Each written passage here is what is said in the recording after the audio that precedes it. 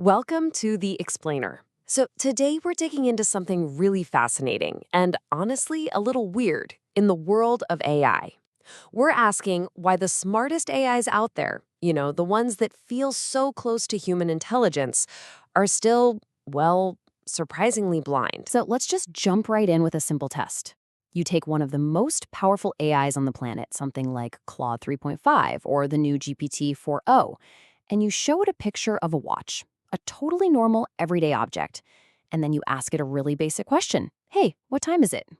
The answer, or lack thereof, tells us everything. And the shocking answer is no. It can't. The AI knows what a watch is, It has this amazing abstract idea of what a watch does. But when it comes to the simple act of seeing, of actually looking at the hands and reading the numbers, it's totally lost. It just guesses a random time. It can't even get the classic 10:10 stock photo time right, which is pretty telling. So what is going on here? This isn't just about telling time. It really points to a huge fundamental problem with how we're building computer vision. Let's get into it. This quote from Peter Robicheaux, who's the machine learning lead at Roboflow, just nails it. He basically says that the core issue is that today's vision models, for all their power, they just don't have real visual intelligence. They are amazing pattern matchers, but they don't actually see. The whole thing really boils down to two big areas: how we train them and how we test them. Think about it. With language models, we just throw the entire internet at them, all that messy, rich text, and they come out incredibly smart. But for vision, we've been using these much smaller, tidier datasets with little captions. And that difference is the root of the entire problem. Okay, to really get the training problem, look at this. You've got two pictures of a dog, one's facing you, one's facing away. To you and me, they're obviously different pictures, but to a really powerful AI model called CLIP, they look almost identical. And the reason why explains everything. See, the problem is that CLIP was trained to match images to text captions. And what caption would you write for both of those photos? Probably the exact same thing. A brown dog on a green lawn. The words don't capture the fine-grained details, like the dog's pose.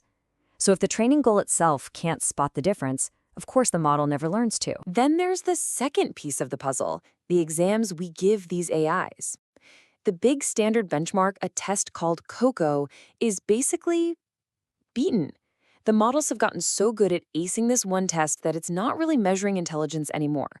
It's just testing how well they can match patterns of common objects, not if they can understand new, complex scenes. Okay, so we've got a training problem and a testing problem. But the good news is researchers are on it, tackling both. So let's check out the solution, starting with a much smarter way to learn. The first big breakthrough is a whole new way to train. It's a model called Dino V2. And instead of using text captions, it's vision only. It just looks at millions and millions of images and teaches itself to see the parts and how they relate. It figures out that a leg is a leg, whether it's on a person or a dog, all by itself. It's learning the absolute building blocks of sight. So you've got better training data, but you also need a better engine. The whole field is shifting away from older designs called convolutional models, and they're embracing the exact same powerhouse architecture that changed everything for language AI, transformers. And the difference is just huge. You can see it right here on this chart. You take the old model, you pre-train it on tons of data, and it barely gets better. But the transformer model, its accuracy just skyrockets. This is the proof. Transformers are just built to actually use all that visual data in a way the old architecture never could. All right, so we've got a smarter model that's learning in a better way. But that's only half the fight, right? You need a much harder test to actually prove that it's intelligent, and not just great at the old easy exam. And that's where this new benchmark from Roboflow RF 100VL comes in. It is designed from the ground up to be tough. It uses 100 super diverse datasets, including really hard stuff like medical x-rays and factory defects. It has weird camera angles like aerial and microscopic shots.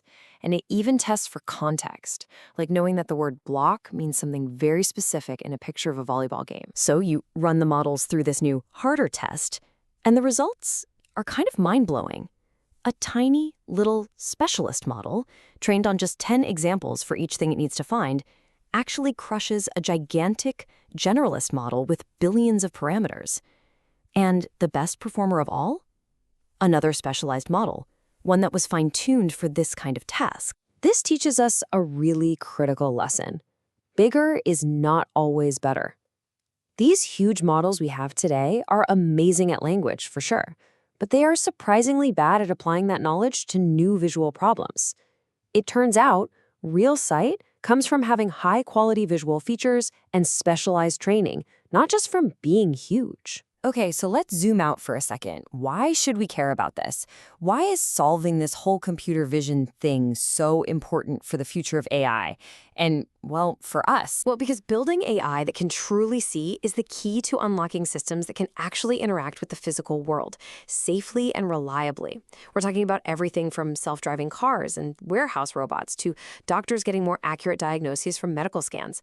All the work being done here, a lot of it powered by over 750,000 open source datasets, is what's building that future. So really, this whole journey brings us to this one big, fascinating question. We have, without a doubt, taught our machines how to talk. They're incredible with language. But what this shows us is that teaching them to truly see, to perceive and understand the visual world with the same kind of nuance that we do, that is the next great frontier for AI.